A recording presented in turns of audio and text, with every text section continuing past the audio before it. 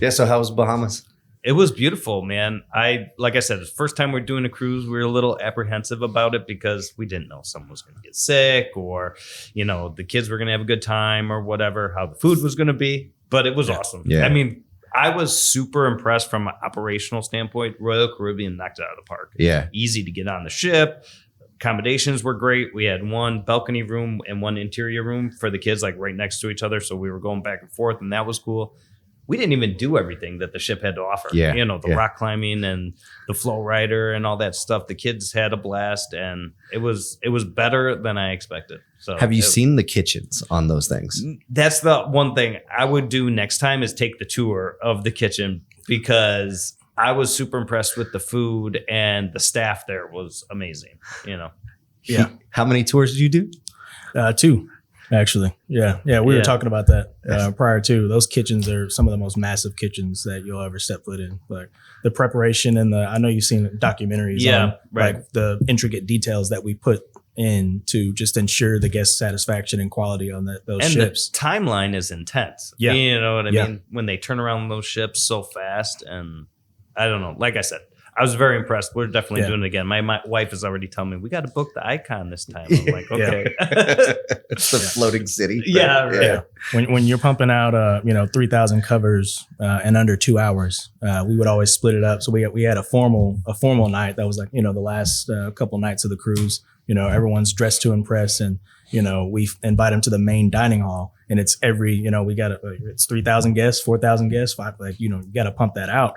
And there's so many different kitchens, so many different moving parts. It's I was like, man, I'm in a dream right now. Like we're pumping this food out. This is awesome. So definitely. I always ask for extras on the cruise ship. Yeah. Well, they love to give you extra at the cruise ship. Yeah. I know my kids were asking for all these other desserts and everything like that. And they didn't. They were just kept on coming. I like it. Well, this is our, I guess, episode 1 of 1, right? With Cozzini Brothers. So, we got Chef Deuce in the house, so please, Chef, introduce yourself, tell us a little bit about you that we already know, but, sure. Let the fans know. Sure. All right. Well, my name's Deuce Raymond, and I'm most well known for being from the family of Sweet Baby Ray's. So my dad's the chef that created Sweet Baby Ray's. And, when I was growing up, I always thought that I didn't want to be a chef because my dad was always working hard, nights, weekends, holidays, things like that. And, but I grew up working in the restaurant industry because, you work for your dad and stuff like that. And ended up moving out to Utah because I didn't want to go the traditional route and go to college for 4 years and everything like that. But really what I realized when I moved away is like I really had a great passion for food. I worked for a female chef out in Park City, Utah. And it was during the 2002 Winter Olympics. I actually cooked for the Jamaican bobsled team and just had an amazing experience out there. We did California cuisine, stuff that I, being from the Midwest, didn't really work with. A lot of fish from Hawaii and just really fresh ingredients. Everything was bought from the farmer's market, just a different style of cooking than I was used to, and really fell in love with it. So when I came back and moved to Chicago, moved in with my uncle, AKA Sweet Baby Ray, and went to Kendall College. And then I was like off to the races. I was, head over heels with the culinary business, the camaraderie of the kitchen. All the stuff you hear about was true for me. I just loved it. And I was one of those people, like I'm competitive by nature. So anytime there was like those little classroom competition stuff, I always wanted to win. Some kids didn't even care. They were just, doing their thing, but I was like there to perform and win. And, I'm the same way today, all the way through how I think about business is, I want to excel. And, that's kind of how everything we do, from even starting our own podcast or looking at how we produce social media, is like something that, we just don't want to do it. We want to do a great job at it too. Absolutely. Speaking of great job, I think you mentioned earlier about 2 million views per week across social media platforms. Yeah. That's something we're very proud of. And, just you guys see all this production. It's not an easy thing to do. Week after week is go in and film. First of all, you got to come up with the content. What recipe are you going to do? And after 2.5 years of doing it, you have to come up with new ideas every week. And so that's part of the thing that we work on is, coming up creative ideas, what's trending, what people are going to enjoy to watch, how can we add value to the consumer. And, we are trying to, create attention for our brand, right? But we do it by providing value. We don't go out and do the hard sell. Nothing that we do is out here. Come buy Sweet Baby Ray's catering or go buy Deuce's Wild barbecue sauce. It's, creating value with the expectation that people are going to see us. We're getting in front of enough eyeballs that they'll come back to us when they do have a graduation party or they're getting married or whatever their next event is. They say, oh, you know what? I did see Deuce on TikTok and, we should use them because what you guys probably realize, and a lot of people know, is what really sells product is brand, brand reputation and people that have trust in the brand or the person in front of that brand. That's what will really help people to make that commitment and say, you know what, let's give them a shot. So that's what we work on. Absolutely. Absolutely. Sounds like you're busy. Yeah. I know you're a family man. 3 daughters? Yeah. 3 daughters. We have Madeline is first year in high school. I can't believe it. She's 14. Emma is 12. And Lauren, the little one, is 9 and actually 10. She's going to yell at me. She just turned 10 on the cruise we were talking about. Had her birthday on the cruise. So, yeah. And then my beautiful wife, Sarah, we actually met in culinary school. And, yeah, they keep me busy between the family and the business and trying to take care of myself. Yeah, it's a full-time job. 2 full-time jobs. A lot of culinary in the background. So just learning about the wife with the culinary experience as well. But you got dad, you got uncle, you got your wife. Yeah. How does that transition into the food, that passion from everyone? That's a good question. So when I was growing up, my dad was a chef and he was like an old school chef. Like the easiest way to portray that is like, he would make the front of the house people cry, so he was like the old school chef, grew up in Chicago. My dad and my uncle had a rough upbringing. They grew up on welfare where it was a tough upbringing. They had like moved 7 different grammar schools.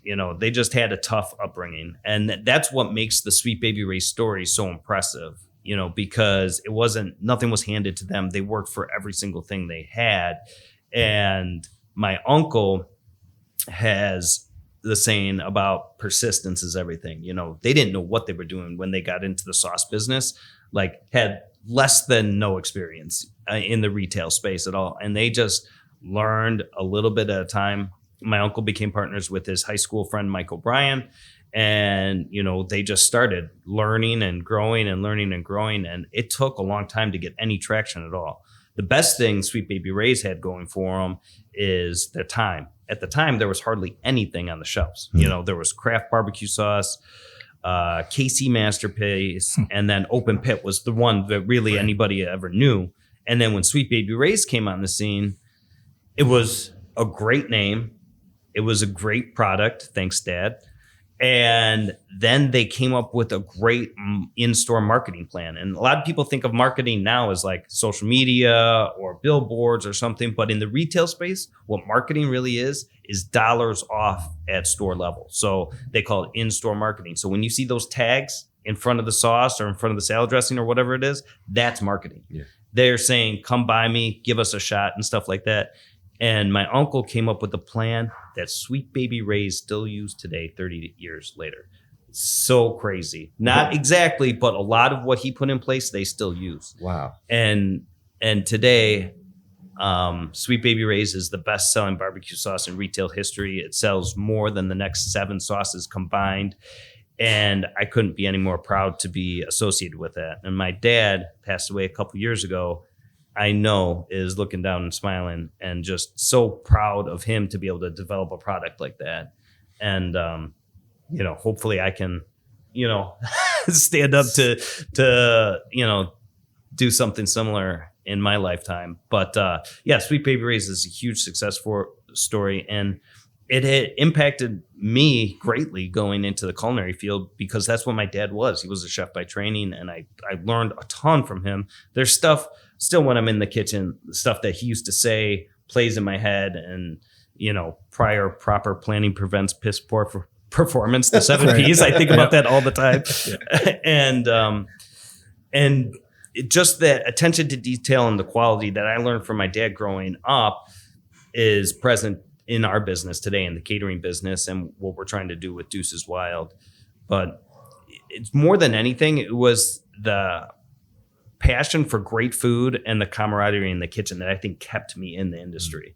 Because I was a little off the beaten path. When I was a kid, I got into drinking and drugs and stuff like that. And all that was acceptable in the kitchen. You know what I mean? Like to a certain extent. And I liked that. And that really kept me going in that industry.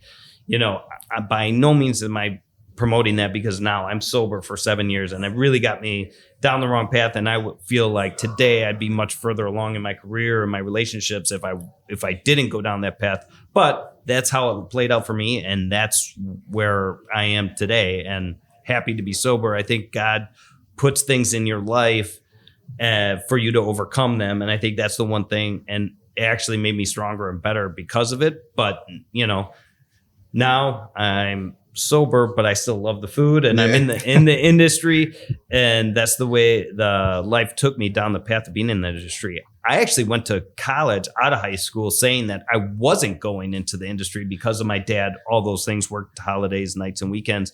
But then when I moved out to Utah, I really fell in love with it and said, this is what I want to do. So that's what happened.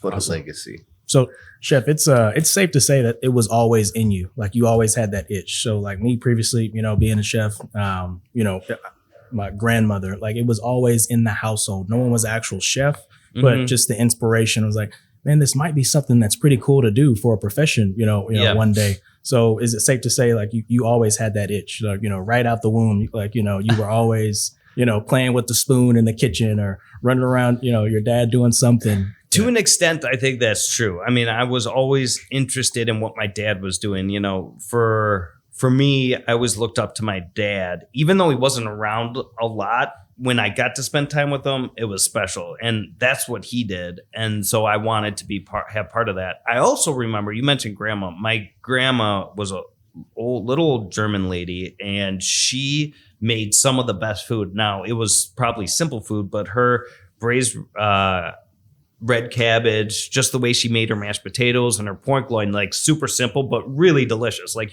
those things, her cookies, oh my God, and her pound cake. Just like whatever she did was really, really good. And I remember like appreciating like the quality ingredients.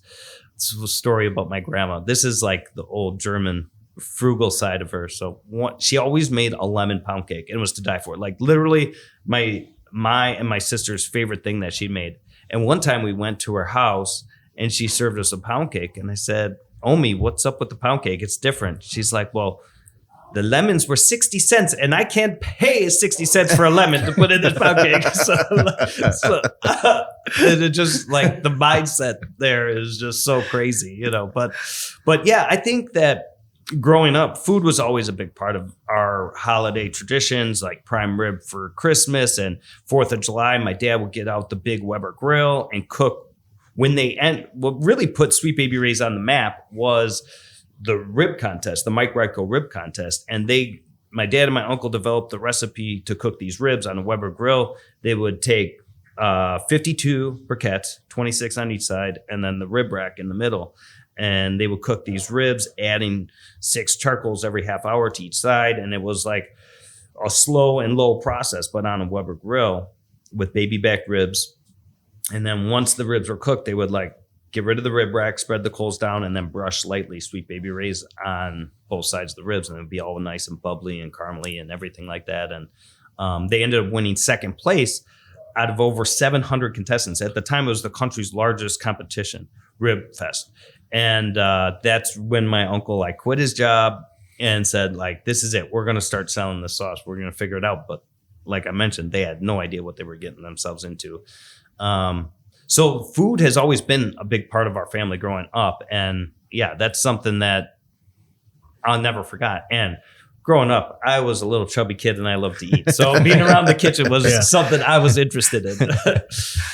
So how did, because at this point, Sweet Baby Ray's is solidified. Like, I mean, you said it, it's on the shelves, and you know, as a family, y'all quickly surpassed, you know, KC, Masterpiece, The Craft, all the other brands. Like, so there wasn't any kind of a period where, there was any kind of competition or, craft would try to get back in the game. Like, how did you hold that number one spot? I know it was through the competitions, but they were doing competitions as well. But so like, what made, you stay like at that number one spot? So my uncle would do a much better job painting this picture, but it wasn't easy at all. Like getting started again, like they had, those craft and open pit were established when Sweet Baby Ray's and KC Masterpiece too. And Sweet Baby Ray's has a claw and itch and scratch its way up. It wasn't until so they sold the business to Ken's Food in 2000. And at that time they had a decent market share, but nothing like it was today. So I think that really what took place was Ken's was able to take their real grasp of the retail space and push it into a total different stratosphere. Because when they sold it, don't get me wrong, Sweet Baby Ray's was a $33 million brand. They were well known, especially in the Midwest and throughout most of the country. But today it's just at a whole different level, So when we sold the business in 2000, we retained the rights to use the name for restaurants, and that's what we're doing. They sold for their gross sales was $33 million. Today, Sweet Baby Ray's is north of $2 billion. Oh, so, I mean, they grew exponentially. Sweet Baby Ray's is just it's like a household name. And I can't even tell you how many times I hear, I have it in my refrigerator. Oh, that's my kid's favorite sauce. Oh, it's like having Heinz ketchup or Hellmann's mayonnaise or Coca-Cola. I mean, it's at that level now, which is just crazy. I mean, granted, like I said, we sold that brand, but it's still part of our family history. And it's still something me, my sister, my mom, my uncle are extremely proud of, Oh, it should be. Absolutely. Yeah, absolutely. We haven't officially introduced ourselves yet. So they want us to get an introduction going. So good morning, everyone. This is our first live Chef's Corner at Cozzini Bros. I'm Andrew Giardino, Senior National Account Director. We have Chef Deuce Raymond from Sweet Baby Ray's Catering with us. Thank you guys for having me. I appreciate it. This is exciting. Episode number 1. Episode 1. Yes, sir. Jason Lofton, National Account Manager for Cozzini Brothers. So happy to be here, and this is awesome. Good morning. Good morning. You guys were talking about legacy, family. You mentioned earlier about hoping you could have that same impact. I know you've won quite a few awards. I think over 90 awards. Yep. You have your channels. You've got YouTube, Instagram, but you also do teaching, right? And so that's something we got into maybe 10 or so years ago, is having like live classes at the catering business. We tried to do them in slower times, and I really enjoy doing that. That's one of my favorite things to do. That's what translated and why we started doing so much on social media, is because it's a way to reach a lot of people. Let's talk about collaboration real quick. Sure. When I Google your name, so you get pictures of you, obviously, but you see some old pictures of you and your dad in kitchens. I know you do competitions with your uncle recently, right? What are some other collaborations where you've been able to partner with some really awesome chefs and, more importantly, learn from them? And what are those things? That's a good question. Collaborations with chefs. Well, a lot of times it has to do with even people that I'm working with every day in the catering kitchen.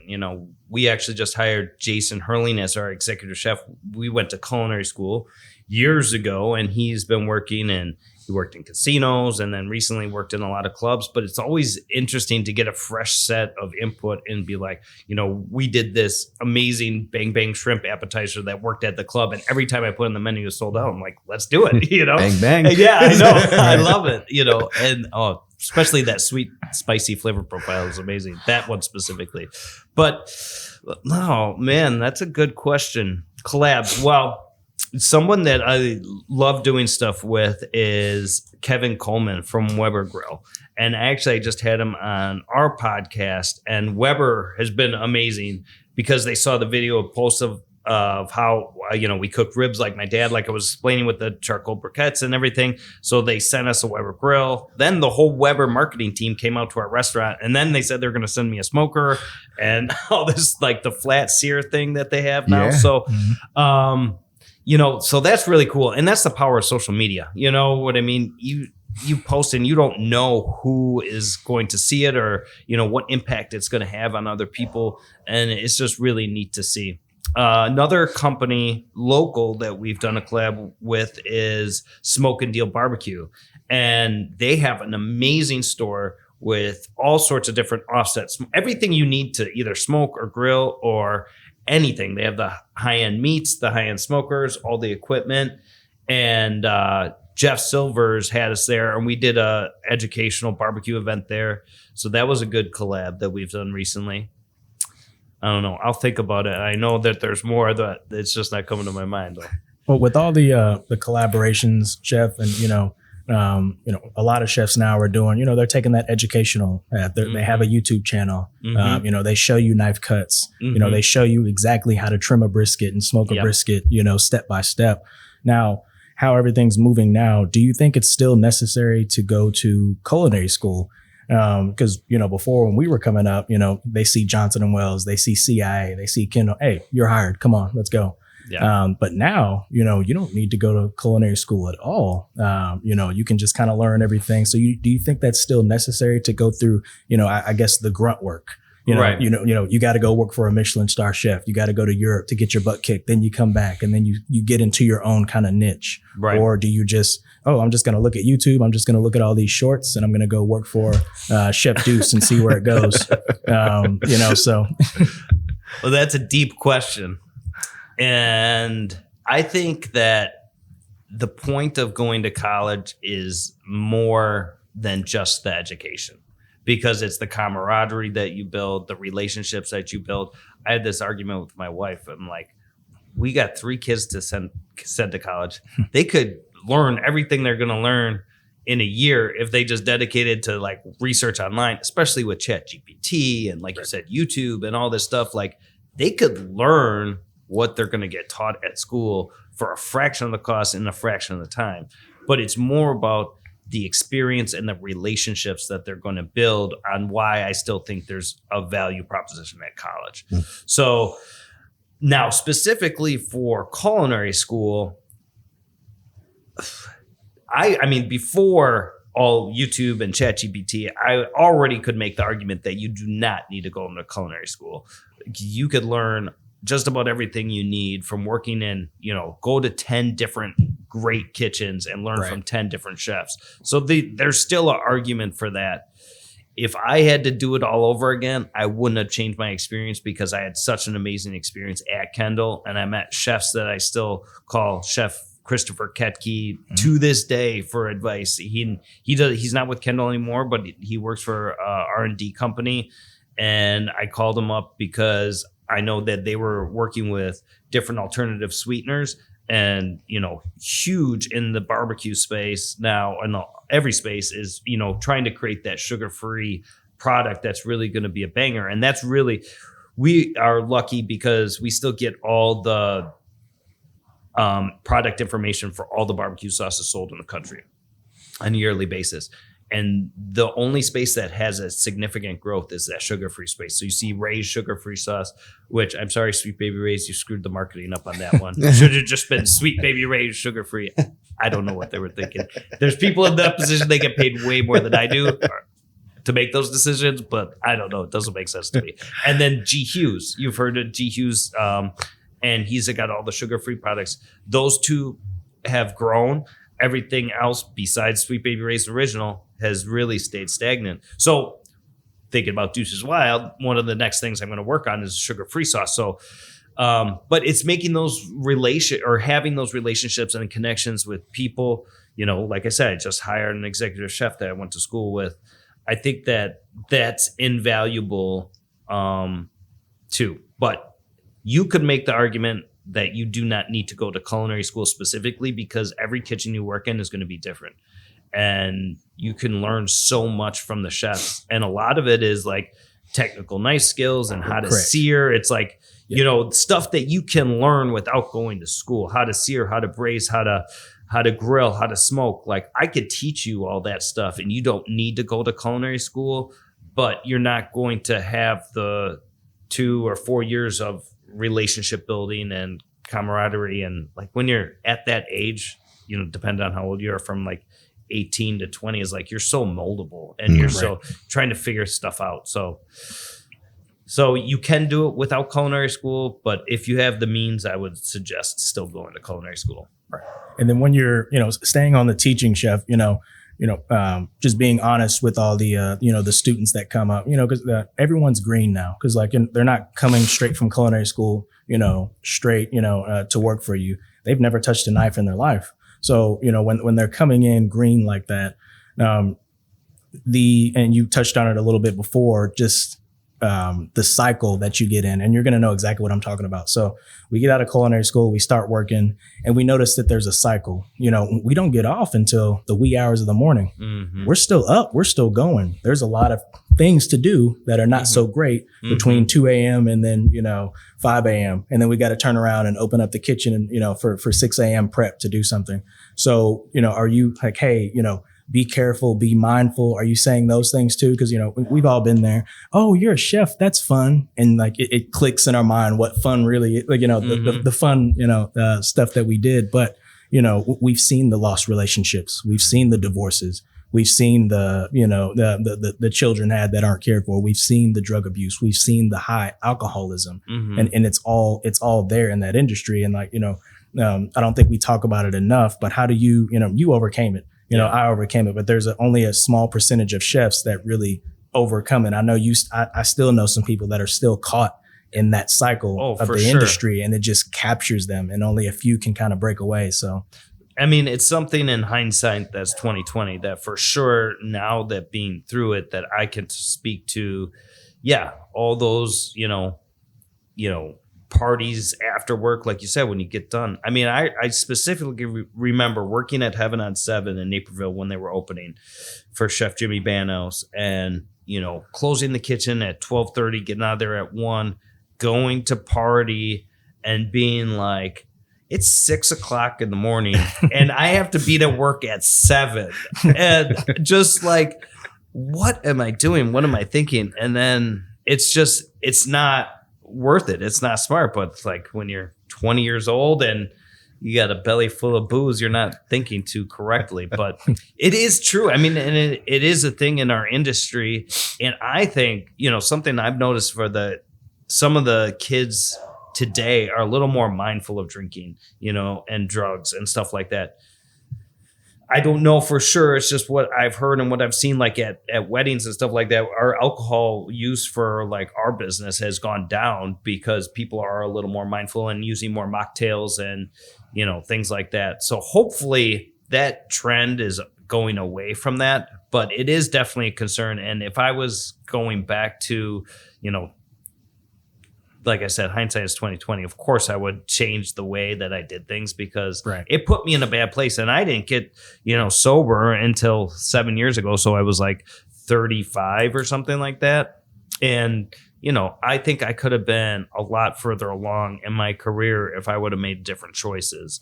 But that's the path that I went down, and I'm where I'm at now. So, and happy to keep doing that. But yeah, if I had to take a set of people coming into a kitchen, I would definitely warn them of that, because it's, it's sexy, it's seductive. It's we're going to party, we're going to work hard, we're going to play hard. And I think the culture is moving away a little bit from that, but I'm sure it's still there to an extent. Do you find yourself, having more of the white glove treatment, as far as your instruction and teaching in the kitchen now? Because like I said, the lack of experience that is coming into the kitchen now, because like I said, we're not coming straight out of culinary school and going straight to these restaurants. COVID kind of exposed that a little bit. Mm-hmm. And then now, I mean, I guess, the wages, we can go, on and on about that, but there's not, kids aren't openly choosing, I don't want to go do this. I can make a gazillion dollars doing, they're not going into the industry, and we're seeing quality concerns just a little bit because of the lack of experience. Are you seeing that, one? And then how are you, teaching and, getting these kids up to speed, and how you like things run in your kitchen without being too abrasive. Hey, we're going to do it like this, Right. Yeah, that's the balance for sure. To be honest, I don't see a ton of culinary students coming into our business. I wish I had more. We have a relationship with Kendall. Of course, I went there, and we'll do some spotlights, they call it, where we go down, and when they're trying to get the next class that's graduating jobs, or they're going out for internship or stuff like that. So we have a presence down there. And I think once a year or so, we'll get someone to do an internship or something like that. But I just don't see a lot. We hire, people that have experience already, right? Mainly. And usually it's Hispanic guys in this area, especially, and they do a great job, and what's worked the best for us is training with the people that already know the job, the veterans. We have a core group of about 10 people that have been with me for almost 15 years since we opened the little restaurant in Wooddale, and those guys are the best trainers because they know the way that we do it. They know the way that I like to see it done, specifically for catering, how the food has to be prepped where it's not complete, where we're still finishing on site. So it's specifics different than restaurant style. Right. So the guys in the kitchen know that, and they train the new guys the right way. So, I've not to pat myself on the back, done my job training the guys that are now training the new people coming into the kitchen. Great system. Yeah. And that's key for me. So I'm able to do stuff like this instead of being in the kitchen, making sure that they're doing it the way they're supposed to be doing it, Got to scale it, right? Yeah, exactly. You got your own sauce, right? Deuces Wild. There's a few different flavors of that. Yes. So Deuces Wild started back in like 2010 when I got sick and tired of my uncle saying, your dad created Sweet Baby Ray's. What are you going to do? So I had to make my own sauce.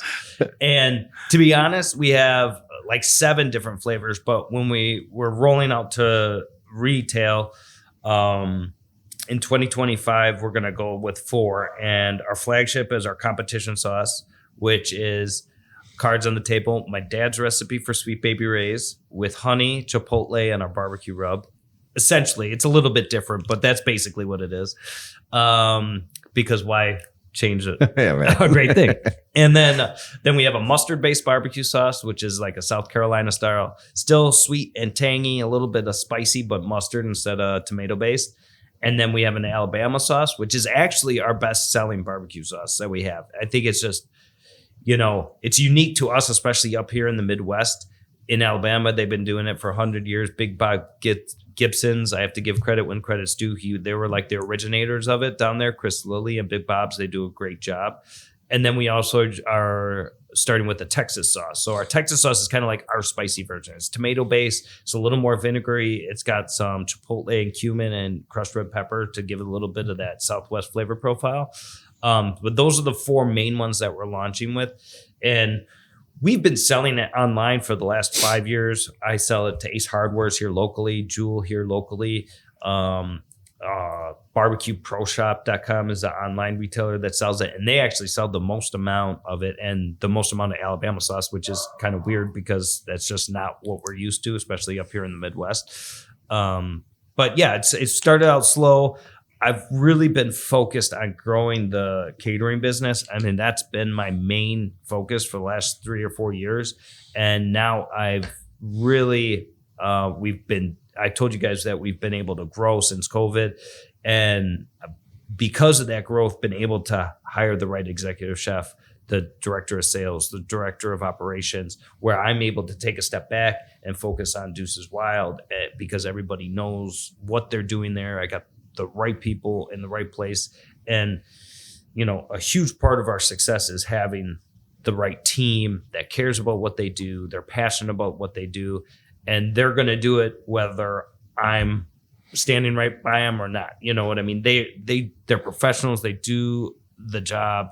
They know what has to be done. And I'm blessed to be in the position that I am, to have such a great team, because I couldn't for years, I was never able to step back because I was always hovering over the kitchen or managing the restaurant or doing something. And now I'm finally able to take a step back and be able to, it's kind of cliche, but like work on your business instead of in your business. And that's truly what I'm able to do now. So I'm lucky. And I feel like excited for the future because that business can continue to grow and we can start focusing on Deuces Wild. And, the next big thing that I'm working on is actually building up the Deuce Raymond personal brand. And we're doing that. We're launching a podcast. We're doing all the stuff on social. And, to be honest, that's going to be the driver for everything that we're on. And then instead of having to have, so much of a focus on Sweet Baby Ray's Catering, Deuces Wild, True Cuisine, the Sweet Baby Ray's Restaurant, soon, hopefully, the Deuces Wild restaurants, then we can focus on the Deuce Raymond brand, and that can touch kind of all those spokes. You know what I mean? But Jeff, I have a question. Yep. So everything is running by itself, and due to your hard work. I mean, like you talking about your family upbringing, how competitive it was, and how came pretty much from the trenches and like how everything is now. I know that must feel, just amazing for one. But how do you, because your motor is going to keep on going. Because like, you seem, like the type of man that you don't get stagnant. You're like, all right, what's next? What's next? To a fault, probably. Right. So you could win $1 million tomorrow. And, I think you would smile, but you're like, man, I really want to get 2 million. Like, I really want to, you seem like you want to, you seem like you really want to keep going. And I'm just like, man, where does Chef's, where does his motor, like, what does it run on? And how does it keep on going? Cause I mean, after you get, Deuces Wild running like you want, and this brand going, there's going to be something else that's going to make you tick and you're not going to stop. So, right. I mean, to be honest, Deuces Wild is a long path. And I always said this is kind of funny because, in the trenches in the catering and the restaurant business, I was thinking to myself, I'm like, barbecue sauce, that's got to be easy. I got to do all this stuff with the restaurant and managing. People always sell a barbecue sauce. That's going to be a piece of cake. And just getting into it, I'll tell you now, it is not a piece of cake. And we're not even off the ground hardly. There's just so much. It's just a total different set of issues and, hurdles to overcome and stuff like that. So that's going to be a long road, but I'd like to see, eventually once the sauce and the rubs are established, a Deuces Wild restaurant, brand where it's quick service kind of. I've had this concept for years and now I've seen other people kind of develop something similar, but like the Chipotle of barbecue, but really like Chipotle was like 10 years ago, super high quality, quick service. A drive-through is key. More and more people I talk about in the quick service industry, 60-70% of their business is drive-through. Yeah. So that'll definitely be part of the concept. But you go up to the counter, you see the whole slice of brisket, just like you do in Texas, get your fresh sandwich, fresh made sides, and your drink, and you're out the door.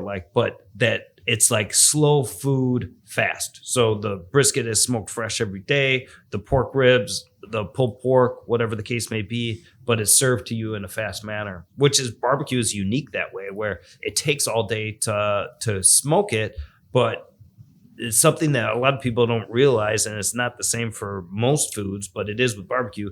The longer you hold that food, as long as it's at the right temperature, the actual better it gets. Yeah.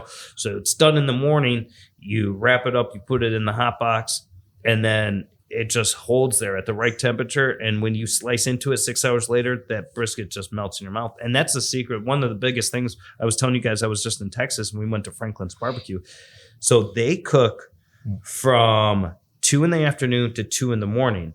Well, they don't start serving to 11 that day. So it's holding anywhere from 8 to 12 hours before that's actually being served. So we actually did a video about that Franklin style barbecue where we held a brisket for 12 hours, and it really did melt in your mouth, So the restaurants, Deuces Wild restaurants, after Deuces Wild sauce and rubs. And I'm not sure what's after that. All this talk about brisket and melting your mouth. Well, you guys are getting some lunch here, I think. I'm excited about it. I can't wait for those burnt ends. I'm really excited about it. Talking about the catering and scaling. I you're doing about 400 weddings per year with the catering business? Last year we did 330. I think this year we're going to top out around 360, 365 or something like that. Yeah, it's a lot. You know, we have there's only a certain amount of Saturdays a year. They only grant us 52. So during COVID kind of expanded everybody's mindset on that because there was so much pent up demand. We were doing weddings on Thursday, on Friday, on Saturday, on Sunday, on Monday during like right when we opened up from COVID. So it was crazy. So that kind of opened up some of consumers' minds and venues' minds that, hey, if we're booked on Saturday, let's try to get them in on Sunday, you know? And that's always been going on a little bit, the Friday and Sunday, but rare would be a Thursday or a Monday wedding. And we saw quite a bit of that during COVID. But now it's kind of like back to normal where everybody wants to get married on Saturday. And like I said, there's only 52 a year. And in Chicago, not too many people want to get married in January. So that kind of limits us even more. But, you know, we bought more vehicles. We increased our staff. We increased our equipment, you know, and now we can facilitate about 8 weddings on a Saturday comfortably. You know, before we were doing 4. So we've been about to double our high-end capacity for that, which is great, you know, but it's, you know, those 8 wedding days stress the business, you know. Absolutely. And then the next day, the worst part about catering is the next day, you know, it's like 8 parties of 200, all the dishes coming back and hitting the dish station at one time is just a mess. But that's like the ugly side of catering. Yeah. But in the day, then it's all cleaned up, and Monday you're back to prep and getting ready for the next weekend. So you mentioned, you know, about your staff doing the right thing when people aren't looking, having the right integrity, right? Yes. And that's one of our core values here at Cozzini. Awesome. So, you know, that goes with scaling, having the right staff, right? Because you can't be everywhere. You're here doing this right now. Right. Let's talk about how that equipment that you guys are using. You mentioned you purchased some equipment. Yep. Are you guys doing all the catering from one kitchen? Do you guys have multiple kitchens for that? Sure. So what we have is we have our production kitchen in Wooddale, and that's where we do produce everything for Sweet Baby Ray's and True Cuisine. A lot of people don't realize that we actually have 2 catering brands. So one is Sweet Baby Ray's, just what you would expect, what you guys are going to have for lunch today. The best barbecue, homemade sides, slow smoked brisket, ribs, all that type of stuff. And then True Cuisine is our higher end brand where we do most of the weddings, cocktail receptions, and things like that. It's, you know, modern American cuisine, I'll call it, you know, a little bit of international influence. That's one of the things I really love to do is play with all the different flavors. I think it's, you know, like a waste culinarily not to use like lemongrass and all the flavors from the Southeast Asia and some stuff from all over the world. It's just like every place has its own, you know, fingerprint, and there's so many different flavors to be able to use that why limit yourself? So that's True Cuisine. And then both those are produced out of one kitchen. And how we do catering is we prep the food to a certain degree. So like just say a classic wedding is beef tenderloin, roasted potatoes, asparagus, you know, then they have the salad and hors d'oeuvres. But like for those items, we season and sear the tenderloin at the catering facility. Then it goes on sheet pans.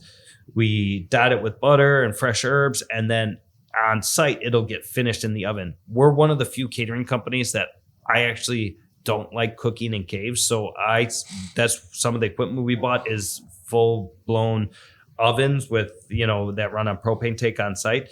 So everything gets finished off. We call it bump it in the oven, and then it gets served out fresh. And a lot of catering companies either send food hot, depending on who you're working with.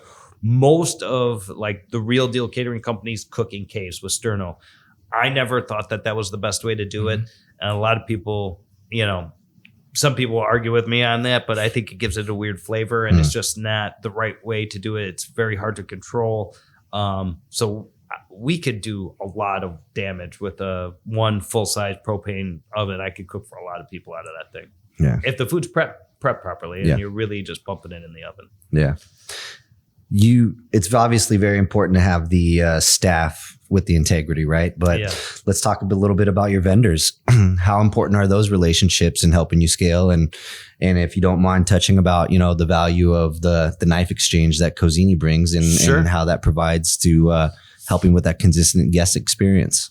I think the vendors is right up there with taking care of your clients because, if you have that relationship where I got your back and you got my back, I think it goes a long way. Nobody wants a vendor that you have to continually to keep checking up on. Like I remember back in the day where there was a new chicken company and they had the best pricing and everything like that. Well, 3 weeks later, the price is back up to higher than we were paying from our regular broadline distributor. And, to have that type of relationship, that's no way to work. That's not professional. It's no way to grow your business, and I just don't appreciate it. So what I do appreciate is like with Cozzini, you guys are super reasonably priced and you show up when you're supposed to show up and we come in with a sharp product. And I mean, I'm not blowing smoke or anything, but it's just one thing.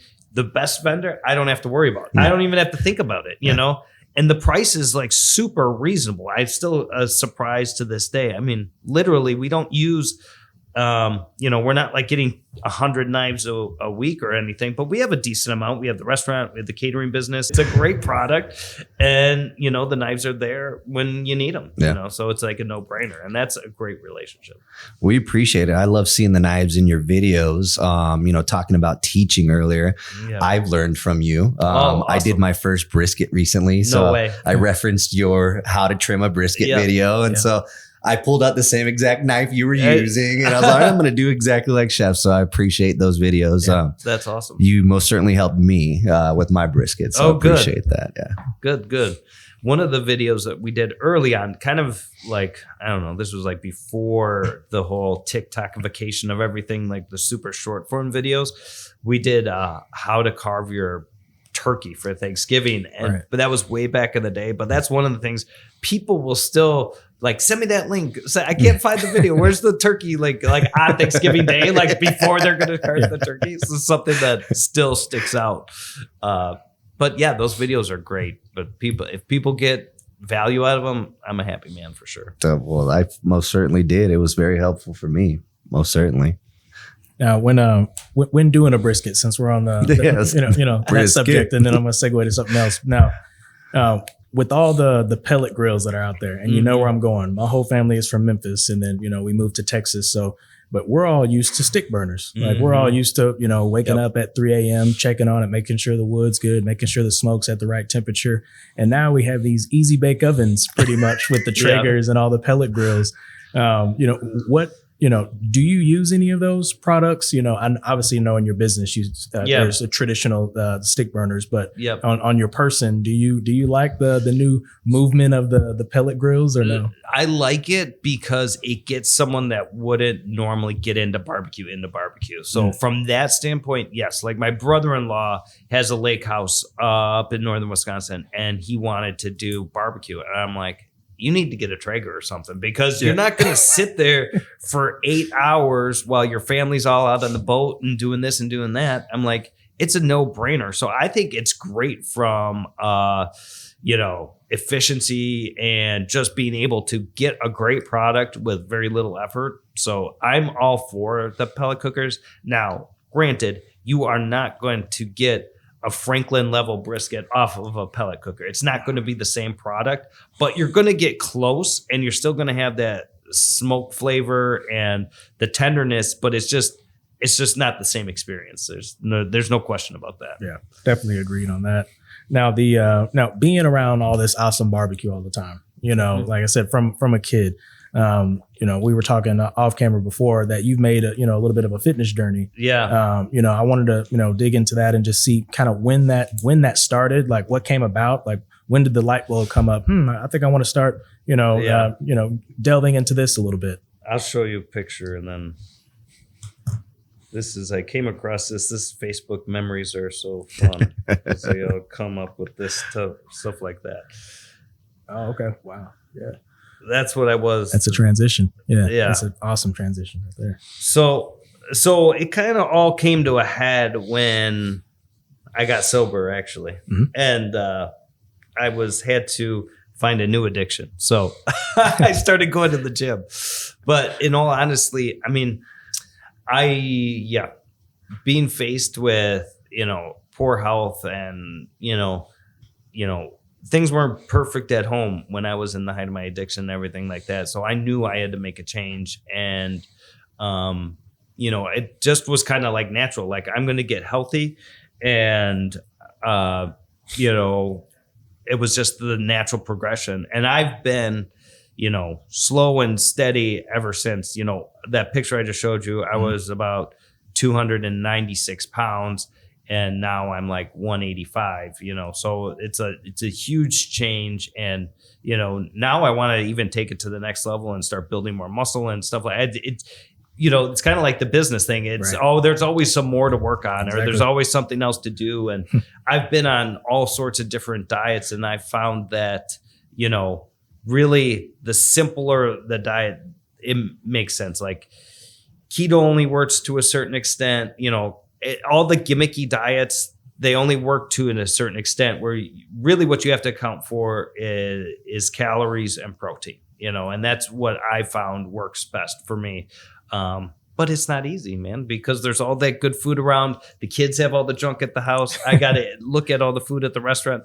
There's some videos I won't even taste the food that I'm making for the video, because it's like one bite of that is like 800 calories. You know what I mean? So it's like, and sometimes the camera person, Bianca, is like, well, you can do a sample. I'm like, I can't do it this weekend. You can just tell her she's disappointed. She's like, you got to take a bite. But no, it's something now. I enjoy the time I have at the gym in the morning. I go early in the morning. That works for my schedule. It's something that, I do.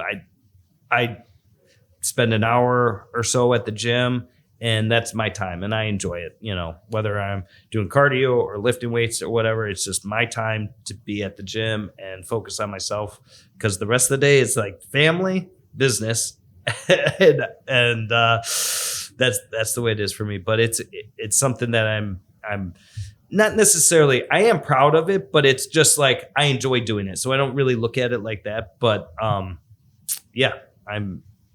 happy to be on that. And my uncle is kind of on a similar path. He was, been heavy. He's lost weight on and off again, and now he's on a good path again. So I'm really proud of him and happy for him, because, he's just out moving around, riding his bike, golfing and stuff like that. And, he's trying to focus on not being sedentary, and I couldn't be any more happy about that, because, and it was just in the last 12 months where he really started focusing on what he was eating and moving around more and stuff like that. So I think that's key, is just being able to get out and move around.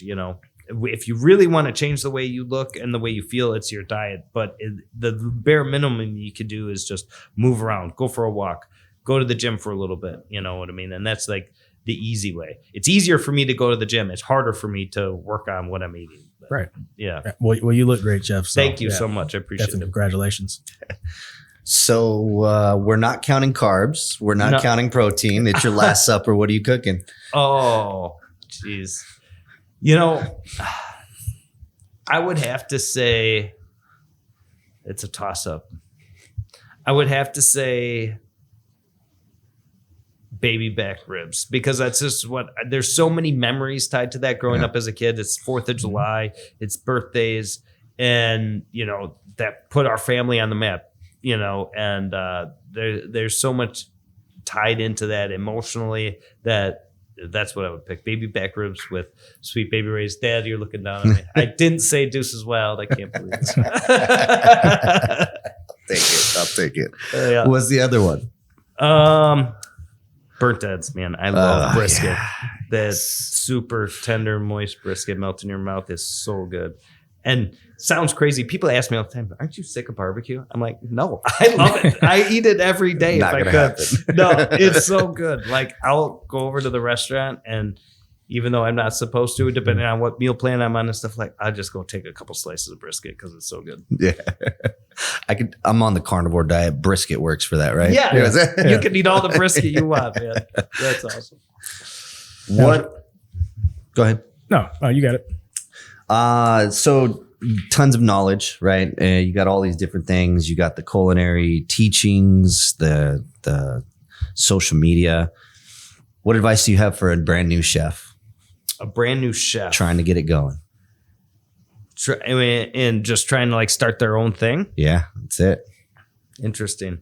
First of all, start small. If I did it all over again, starting from the restaurant space, I would start with as small of menu as possible. And do like 3 or 4 items super good, like the best you can get anywhere in your area. That's number 1 advice. Number 2, depending on your concept, have a drive-through. Number 3, have a strong relationship with all the third-party vendors right out the gate. Uber Eats, Grubhub, DoorDash. Charge more on the platforms, whether they tell you can or you can't. Make that relationship. Tell them it's your menu price, but charge 30% more. People will pay for it, and you're not cutting into your profits. Do that off the get, from the jump, and then social media from the jump. If you did all of that from the very beginning and have your food cost dialed in from the very, very beginning, but it'll be easier because you only have 4 or 5 things you're selling.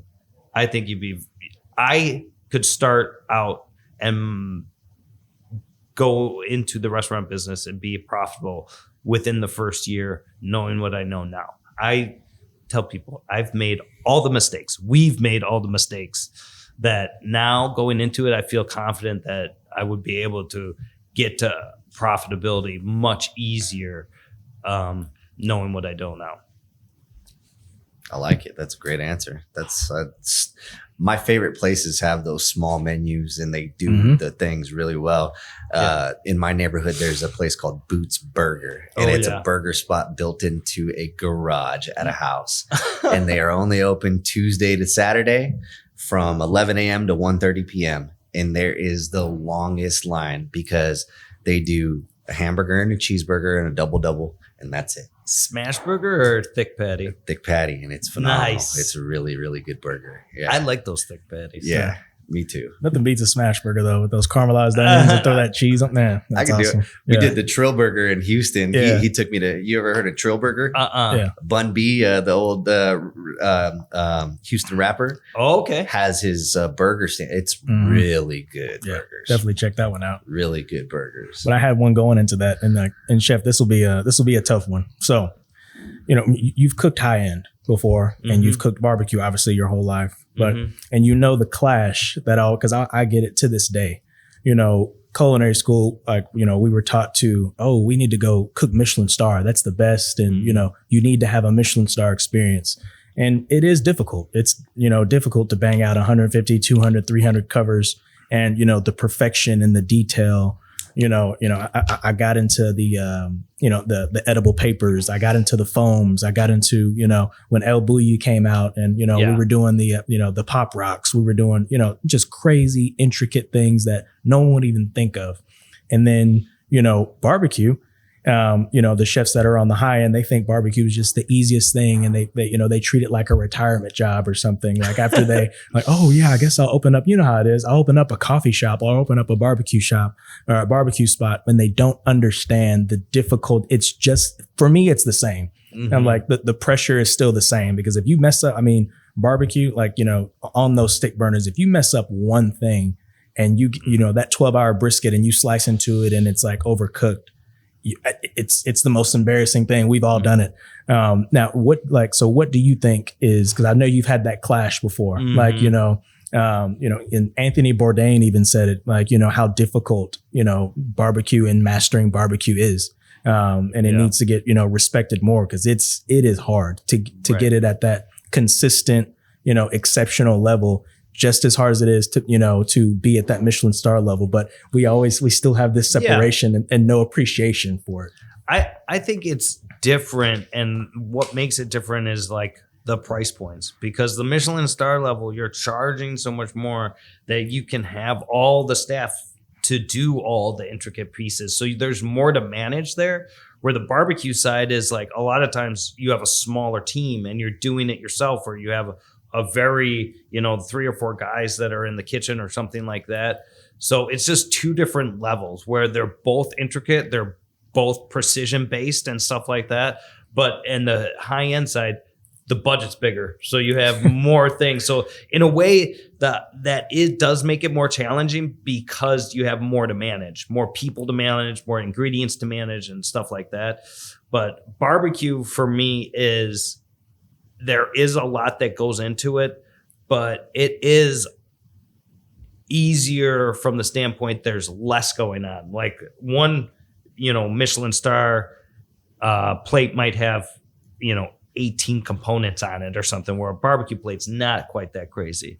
Right. But I'll eat the barbecue before I'll eat the Michelin star plate. Any day. And I don't know, just for me, because I've done both as well. I just think barbecue's way harder. Like the stress is, it's way hard, especially when you get into the catering. There's a lot riding on that. That is true. There's some sleepless nights when you got 1,000 pounds of meat on a smoker and it's got to be done the next day. Yeah, there is some stress there for sure, and it's got to be done, on point. That was one of the biggest events we've ever done. Is down in the city right before Memorial Day. JP Morgan Chase Bank has they call it the Chase Corporate Challenge. They actually do it countrywide. I know that there's one in Dallas too. But we served over 5,500 people in 65 different locations in Grant Park in the city at the same time. So it was a logistical, crazy situation where this is like, we had the whole management team had headsets. We had gators, like the little golf carts. We had different teams set up throughout Grant Park. I mean, to be able to pull that off was just crazy. And we don't do it because they kind of like stopped during COVID and now they just started back up again. And I would never do it at that level because it was very hard to be profitable because we were just doing everything. If you're just doing one big party for 2,000 people, very profitable. Spread that out to 65 different events, it's a different story, But yeah, there is some catering. There is some pressure for sure because everything has got to be at the time. It's got to be done. Definitely. Now traveling, getting back to that, because you mentioned, the different ingredients you like to incorporate. The lemongrass, like you like to touch each region and try to incorporate that in your own, and kind of gives you kind of a a little drive to to try new things. Sure. So as far as where you've traveled and actually experienced and ate their food, like what would be your best experience, like so far?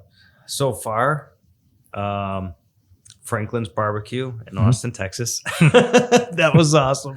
Yep. That was just this year.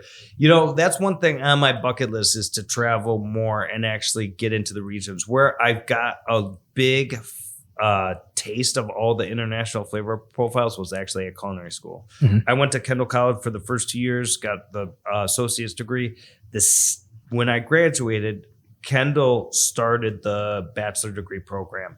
And so I was in the first graduating class of the bachelor degree program that Kendall had, and it was all international cuisine based. So they brought in chefs from all over the world, and that's really what triggered in my mind is like how much there is out there to look at. And really what my passion is, and you'll see this on the videos, is pairing international flavors with traditional barbecue methods. So traditional smoked brisket with a Korean barbecue flavor profile, or we just did like a Thai sticky pork sandwich, taking the flavor profiles of that, like it's more of like a stir fry sticky pork dish and adding it to a pulled pork sandwich with the daikon radish and the cilantro on it and stuff like that. So that's really where my passion lies. I have to travel more. We were at the cruise in the Caribbean and we had a badass jerk pork chop that I'm actually doing next video shoot we're doing. I'm going to take the CT butt, that end piece of the butt that's super marbled, and we're going to marinate it in a jerk marinade, smoke it, sear it on a grill, and then serve it with coconut, red beans, and rice, and a little bit of mango. So I'm excited about that. So you were inspired based off of that meal on the cruise ship? Yeah. Awesome. Yeah. That's Comes from anything. Yeah, Yeah, that's awesome. absolutely. that's awesome. And so is that typically where you get those ideas for new videos, is just going around, experiences out? It comes from all over the place. It's looking at other videos, what other people are posting about, experiences that I've had. Like I said, I really do think that there's a lot to, like, while, Franklin's barbecue is great, it is pretty monotone as far as like it is what it is: salt, pepper, beef, and smoke, which is great in its own right, and it's done well, and it's really hard to compare to anything at that level, because it's just perfect the way it is. But I like going outside the box a little bit and applying some different flavor profiles to that same barbecue method. It's like there's the method of barbecue when you use those really well marbled meats and it just gets it so tender and juicy. I like, just there's the sky's the limit for things you can add, like an Indian flavor profile to something like a chicken tikka masala flavor, but in a slow smoke, like a smoked chicken half, and just changing things up a little bit. But, being true to one, the region you're taking the flavors from, and then the method of barbecue, but every region has its own method of barbecue too. Some people bury it underground. Some people cook hot and then slow and low, and some people are slow and low the whole time, so there's a lot to it. But that's what I think that barbecue is such a great medium for so many different things. And, like I said, we've been making, we've been in the industry for 15 years. We're making like videos weekly for the last 3 years, and I'm still coming up with new ideas all the time, Now with your 30 plus years of experience in cooking and in the field, what's the worst thing that you think you've ever, because you've cooked a lot of great things, and I'll tell you mine too before I finish. Like, so what's the worst thing? Now, I got inspired, I don't know why, by there was this squid ink pasta that El Bui had on the menu, and I was just like, squid ink pasta. I mean, like, I think I could do that. So like, I Amazon, you can get anything. So I ordered the squid, fresh, and then like, you get the ink out of it, and then I made the fresh pasta, incorporated that black ink in the pasta, and then just tried. I was like, hey, Jason, just make a basic, cream sauce, and then see what it tastes like. The worst thing I've ever made, and it did not, it did not get the live up to the hype. So with the years of experience, and you cooking all these great things, what's the worst thing that you've ever cooked that you look back and be like, probably not going to do that again? Or that's a good question. I got a lot of different like challenging experiences. I'm trying to think of the one thing. You ask my kids on a daily basis, is everything I make is the worst.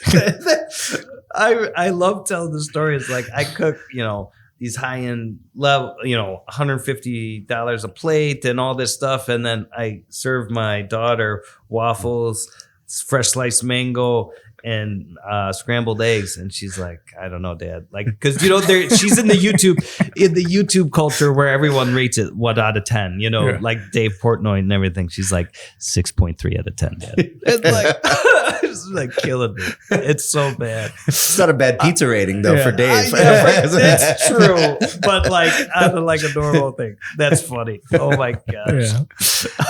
So I don't know if I had to pick one thing. I can't even say. I mean, it'd probably be something like that I cook all the time that just didn't turn out. I can't think of any. I don't know what my squid ink moment is. Yeah, it haunts me every time I see squid ink. I'm like, yeah. For years, it was like I made dinner, like Christmas dinner, at my parents' house, and I overcooked my dad used to do, instead of a prime rib, he would do like the whole New York strip, so a whole strip loin, and I overcooked it, and that was embarrassing, man. And I was like still in culinary school, but I thought I knew my shit and everything, and that's one thing that I took back. I was like, fuck, I messed that up.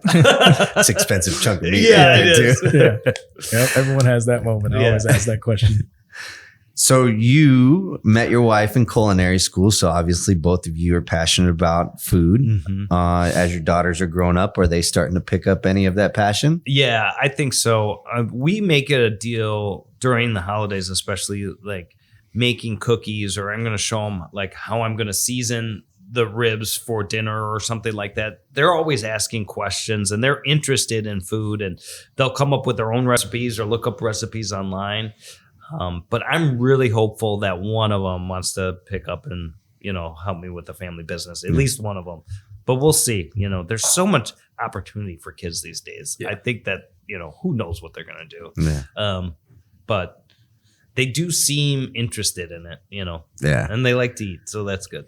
I like it. Yeah, my daughters are a little younger than yours. I have my daughter just turned 8 on Saturday, and then one that's going to turn 5. But spending time with them in the kitchen, man, is really, really good. Yeah, that's my favorite thing to do. I like to cook. I'm nothing like either of you gentlemen, but I can hold my own. Yeah, that's awesome. Yeah, I think it's great to get kids involved with the kitchen because it's a skill. Like I always tell people, if you went to culinary school, at least you know how to cook for yourself the rest of your life. Even if you didn't use it to go into business with or anything else, at least you learn all those basic skills. There's so much there with basic sauce making and soup making and meat fabrication, like just the basic stuff. It's like there's so much value there. Now going to the just the industry, and our produce and our meat and how it's changed, and kind of where I'm going with that. The inflation that's happening. I mean, beef up 14%, chicken up the same.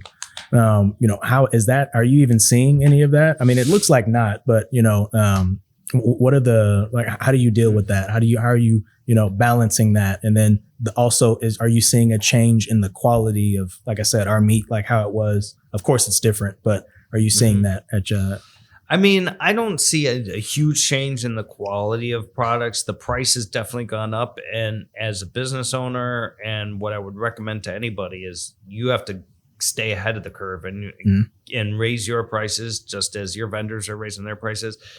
Just like Cozzini has to charge more for delivery or any company that's in business that's incurring more costs has to raise their price to the consumer to meet their margins, and nobody's in business to break even or lose money. So I fully respect the people that do have to raise their prices for that reason. And I hope they do the same for our business, Yeah. It's honesty right there. Yeah. That's where we're at. Yep. Absolutely. You mentioned TikTok once was the main thing for you, right? But lately that's been not the top performer. Right. What's going on with that? I don't know. I wish I knew. It was awesome. We were not a super early adopter of TikTok, but we got on like 2021, and just like within the first 5 or 6 posts started seeing major, videos in the 100,000s of views and stuff like that. And then we had our first couple million view pop-offs, and we have the most amount of followers on TikTok. We have almost 400,000, 384,000 followers or something like that on TikTok. And regularly. And that's kind of when we started the whole concept of producing content, educational barbecue, it was around the show Barbecue Like a Boss. And that was a weekly post on TikTok. It was designed for TikTok, the time frame and the pacing of it and everything like that. And easily could guarantee at the least 50,000 views, usually over the 100 mark. And it's just not like that. Like our last episode got 4,000 views or something. And then that's very small numbers for us. Yeah. But Instagram, on the other hand, has been really hot for us. And I don't know why, because experts like Gary Vee say that Instagram is the hardest one to really crack the code on. And we've been able to post very similar content on Reels that we do on TikTok. And Instagram has really been great for us. And Facebook, very good. YouTube, very good. And then just in the last 2 months, Instagram has been, or TikTok has been running slow.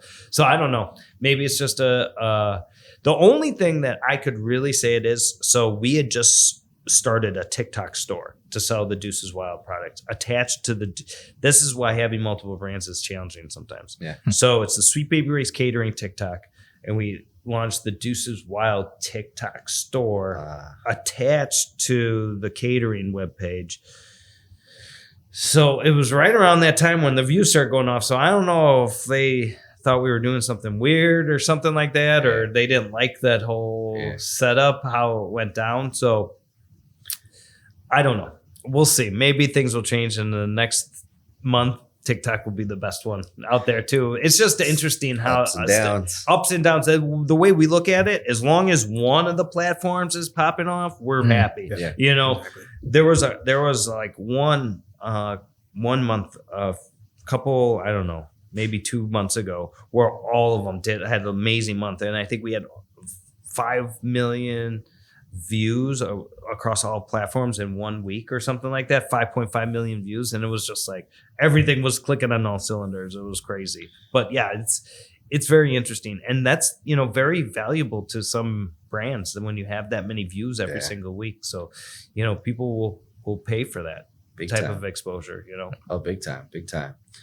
The that make your homemade bacon, right? Yes. Was the recent big one on Instagram. Yeah. I think last I checked 5.3 million views on that one video. 5.2 or 5.3. Yeah. That's tell us about the homemade bacon. Well, it's something that, to be honest, that I have never done the full process start to finish before. And that's another great thing about this platform. It's given me opportunities to do stuff, especially like baking, because it's a labor of love. It takes time, you know, so you have to cure the bacon, and that takes 7 days. So we rubbed it with, I think we did maple, and we did salt, the curing salt, a little bit of cracked black pepper and crushed red pepper. And then we had to let that sit for like 7 days, turning it over every day. We did it in a vacuum seal. And then we smoked it low and slow with hickory wood to internal temperature. Don't quote me on it. Was like 165. And then we cooled it down, sliced it, and finished in the oven. So this whole process, it took a while, but it was really good. And like what I said in the video is true, is like it's got so much more flavor than the bacon you get out in the store, and you can change it, which is really cool. If you have the time and you're really into that sort of thing, you could do it with jalapeno, or you could do it with honey, or you could change the flavor to your liking. So it was a really fun video to make, and people really seem to like it. So. You mentioned Korean barbecue earlier. I'm like, well, we'll make some Korean barbecue bacon. Yeah, that's a good idea. Yeah, for nice sure. and tangy. Yep. Awesome. What other than, so you've got the Deuces Wild sauces. You mentioned the Deuce Raymond brand that you're working on. There's obviously the catering kitchen. Is there any other big projects you have coming up in the future that you're excited about? No. That's enough. That's enough. Yeah, that's enough. Eventually, I'd like to get back into the competition world. Like I said before, it takes a lot of time and a lot of, you know, it's expensive, especially if you're just getting into it. It's very expensive. I have a lot of the equipment and the resources and stuff like that. But it's more about the time commitment. You know what I mean? So yeah, with the kids and everything like that, there's just no time to do it. So yeah, right now focused on catering business, number 1, Deuces Wild Sauces and Rubs, number 2, and then working on the Deuce Raymond brand, and then eventually Deuces Wild Restaurants after that. It's the one I forgot was the restaurants. Those are good. Yeah, right? But that's down the road. Don't put too much pressure on me. I like it. I like it. What so yeah, there's obviously a difference between competition barbecue. Oh, I know what we're working on is the podcast. There you go. Our own podcast. Yeah, there you go. Deuce Raymond podcast. So we've recorded 7 episodes. We didn't actually start launching them yet, so they're getting edited, and we're gonna do 1 a week. So we wanted to build up a few. So we recorded the first 7 episodes. The next interview, I'm interviewing the executive chef of the Mercedes-Benz Stadium in Atlanta. So I'm really excited about that. He was saying like he's got a staff of 300 people, smokes over 1,000 pounds of meat a day, plus all the other stuff that they do. So those are high volume operations there. I'm trying to remember chef's name. I know chef's name. Yeah, we service. Yes, we do. I don't know if it's through Sodexo Live or Airmark. I forget which one, but we do service that. Yeah, we Does that service. account? We service most of the stadiums. Yeah. Yeah. Matt, I think his name is. That sounds familiar. His handle on Instagram is Stadium Chef, I think.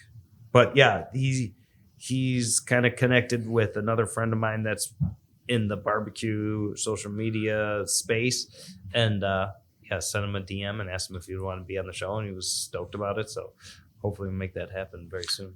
So who's your target audience for that podcast? It's going to be kind of like what we talked about here: business, barbecue, health, fitness, all that type of entrepreneurial thinking, stuff like that. So hopefully people that are interested in any of that, and then, it all kind of links together. So they might hear the podcast and check out our social channels, or see the social channels and check out the podcast. And then hopefully it all brings them back to, if we can do business together. But what's great about podcasts is the relationships. I would have never met you guys if we weren't doing that. You guys wouldn't have had time. Right. Talking about all the stuff we're talking about. So I think it's just great for business in general, with the podcast, I think. And then who knows, like if you get up to a higher level, you can start selling airtime and, selling different packages to companies to promote on your channel and stuff like that. But I'm not even thinking about that, Get there. We'll get there. Right. What's the difference between competition barbecue and regular restaurant barbecue? The big difference is competition barbecue is designed for that one bite effect. So it's going to be super high flavor profile. And then a big emphasis on presentation. So it's going to be super shiny, really glazed, super high flavor profile. A lot of MSG is used to get that extra pop of flavor. It's definitely sweet, more sweet than anything else. Sweet, salty, spicy, but more sweet on the sweet flavor profile. And then, it's just, you wouldn't want to eat a whole slab of competition ribs. It's just too much. It's just too sweet, too rich, and everything like that. But and that's Chef, they're also looking at like bark. They're looking at bark. They're looking at the smoke ring. They're looking at it before they even Doesn't that go into it as well? Taste, tenderness, and appearance. Okay, and it's weighted. Taste is the most, then tenderness, then appearance. As a chef, the biggest thing you have control over is their appearance. So that's the easiest thing to get 9s on, as in my opinion, anyways. And then tenderness, you want to be more tender than less tender. But if it's completely falling apart or falling off the bone, they're going to knock you down for that. But you definitely don't want it tough.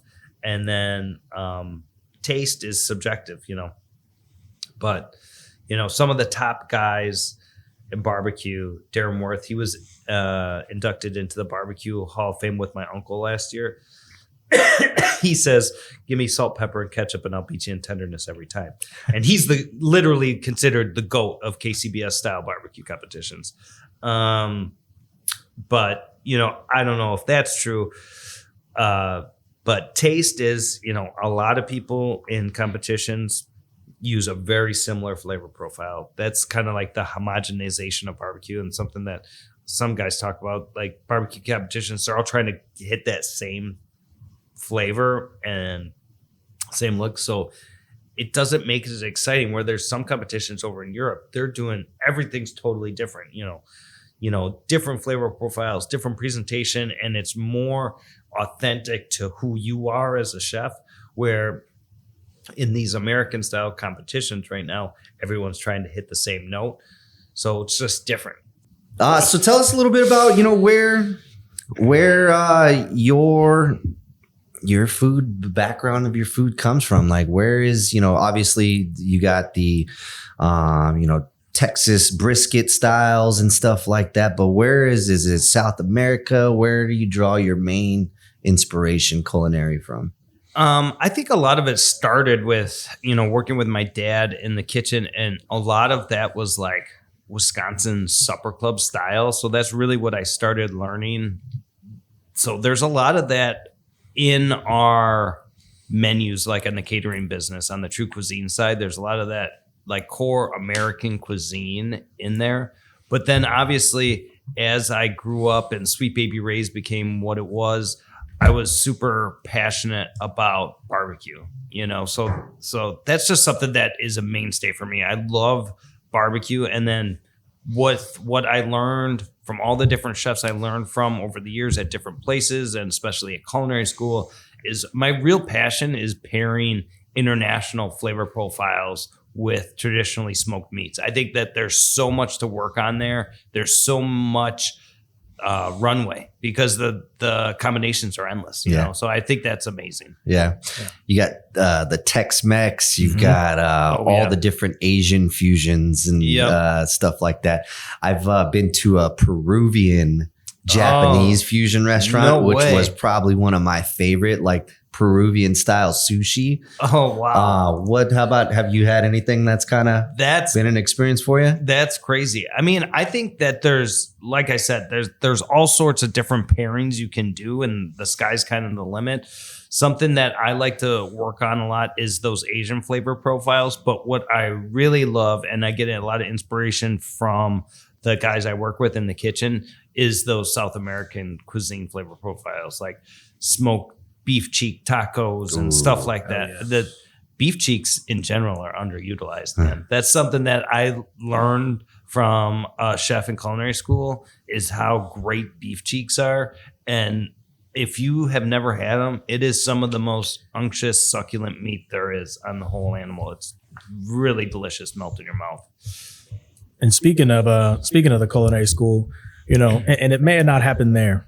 So when was your kind of, welcome to the NFL moment? We've all, you get your first big hit. Mine was, the first day in Belgium, and this was straight out of culinary school. So I think I'm hot stuff. I think, I know everything.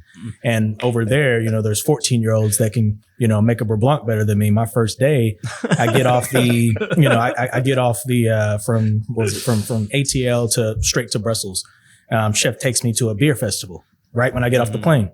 So I'm thinking, okay, yeah, we're going to hang out today. I don't have to do any prep.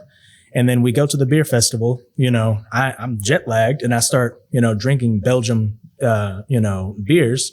And then we go to the restaurant to prep for a dinner service that night. So, he wanted to see, my knife cuts, and this is the whole setup, right? So, I'm like, man, I'm getting played. So Jason, you got to perform. So, Brunoise, Macédoine, we went through all the knife cuts. And it was through onions. So he plops a whole case of onions in front of me. And so I start doing it. And he looked at me, American, this is shit. And throws it in the stock pot. And that's when I knew. I was just like, okay, Jason, welcome to the league. Yeah. So when was your moment? You're like, okay, wow, this is real. Because we grew up with that old style. Yeah, I knew the moment came to me as soon as you said that. So I was doing my internship. So I had worked for my dad for a few years in the restaurant. Then I went and I also worked at a number of different restaurants. So I knew what it was like to work on a busy line. I went to culinary school with kind of a little bit of like, I know more than most of the kids do, because a lot of the kids never worked in a kitchen. They were 18 years old. I was a little bit older. I had taken a couple years to work at restaurants and stuff. So I thought I knew what I was doing. So I went into my internship fairly confident. I went to Heaven on Seven. Jimmy Banos is a famous chef here in Chicago for Heaven on Seven, Creole cuisine. And he went to culinary school with my dad. And so I did my internship there, worked there for a couple days. And it was like the first weekend I was there. And it was they were right on Michigan Avenue in a big building, and up above was a movie theater. So it was the release day for Bad Boys 2. And it was going to be busy. They knew it was going to be busy. I was on the appetizer line. So that's like all the fried stuff, fried green tomatoes, crab cakes, soft shell crab, po' boys. All the appetizers and fried stuff came off of one station. And raw oysters. So I've shucked maybe 10 oysters in my whole life at this point. And their orders were coming in for 2 dozen oysters. And I'm struggling popping this thing. The executive chef, Paul Papadopoulos, came over and said, get the F off this line. Who let him over here? And I was just like, felt degraded. Like, oh my God. Mexican guys are laughing at me. They're like, the Guidos, like, culinary school, just chuckling to themselves. But that was the point where I'm like, I got to step it up here. Welcome to the league. Yeah. I like that. You mentioned the transition away from sugar on sauces. Okay. And so I want to learn a little bit about that. Like I imagine, the sugar has a lot to do with the finished product, how it looks, the caramelization. There's a lot. And there's something that I'm just starting to learn about that. But that's one of what the chef Ketke was telling me is like, there's so much more than just, okay, you're going to take sugar out and put in sucralose or stevia or something. You can't just do that because there's so much more with the mouthfeel, the shine, the caramelization, like you said. So that's something that I'm just diving into, and hopefully I'll be able to crack the code because there's more to it than surface level stuff. So I need to learn more about it, and I'm just starting to crack the code on that right now. I like that. Yeah. I imagine it's going to be something that would be a game changer once you're able to figure that out. Because for me, the presentation, texture are a large portion of that barbecue. A lot of what he was saying is the texture, like that sugar actually gives product the smoothness that we're so used to and stuff like that. And you don't really think about it that much, but like if you think about when you're making a dessert sauce, it really does add that smooth mouthfeel texture that I don't know how you get it without it, but we're going to try. Figure it out, right? Yeah. That's right. Keep getting better.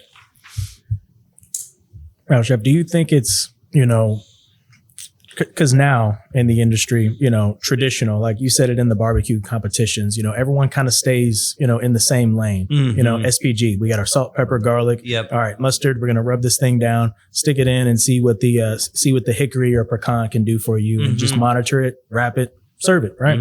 So do you think staying traditional is good? And then do you think branching out and, breaking away from tradition from time to time? Because sometimes, all you need is salt, pepper, garlic. That's it. Stop trying to add all this stuff to it. Keep it simple. Right. Stupid. But at the same time, how can you, the KISS method? I love that. Keep it simple, stupid. 100%. Yeah. So do you think, branching out and just trying new things, like how can barbecue, like how can you capture someone's eye? Like, hey, I've had this brisket before. What can you do to blow me away? Kind of thing.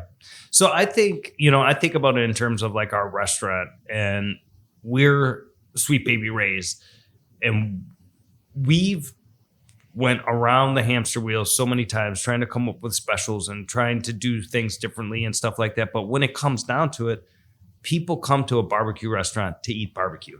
They don't care that you're doing tilapia fillet with, béarnaise sauce for a special because it's Lent. They want their pulled pork with Sweet Baby Ray's because that's why they're coming to your restaurant.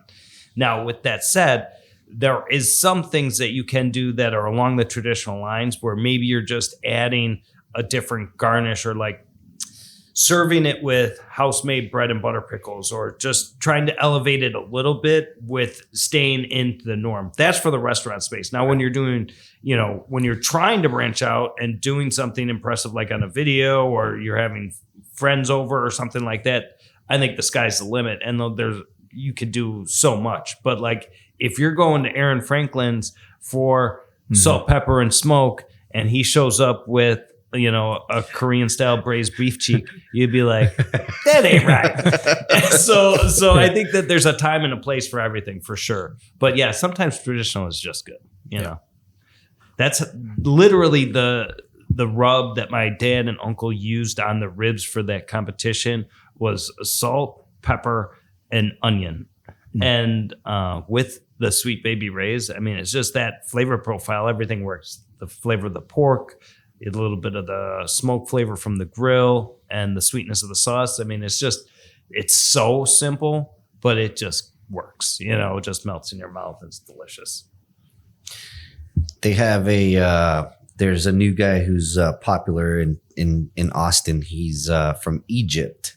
It's KB BBQ. I saw a video about that place. Yeah. He's getting really popular. The guy with the Yes Chef hat was yeah, there. that's exactly right. Yeah. So he's got, the Egyptian. We've been talking about Tex-Mex and all these other things, but he's got an Egyptian style Texas barbecue. That sounds super cool to me. It really does, right? And so, I've been meaning to go check that one out. I want to. It looks like that's in Austin. Yeah. Next time I'm there, I'm gonna check it out for sure. That sounds awesome. Yeah, you should let us know because we'll make the drive down there and meet you there, and we'll go get some KB BBQ. Okay.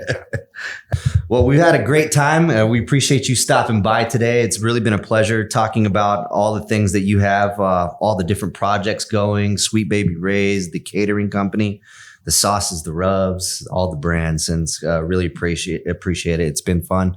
Awesome Chef's Corner. I think this was the first time we did it live, so really a pleasure to have you here. Awesome. I feel honored to be the first guest, and I can't wait to see what's in the future for us. Yeah. Speaking of the future, make sure you follow Chef at Deuce Raymond and at Sweet Baby Ray's Catering all across all platforms. All the platforms, those two places. Yep. Perfect. Instagram, TikTok, YouTube, definitely on all those different things. And make sure you follow Cozzini Bros at Cozzini Bros on Instagram. We have the LinkedIn profile. You can find us across all platforms. Thank you, Chef. Thank you. Thank you. Yay. Good morning. Thank you, everyone. We'll start that one over.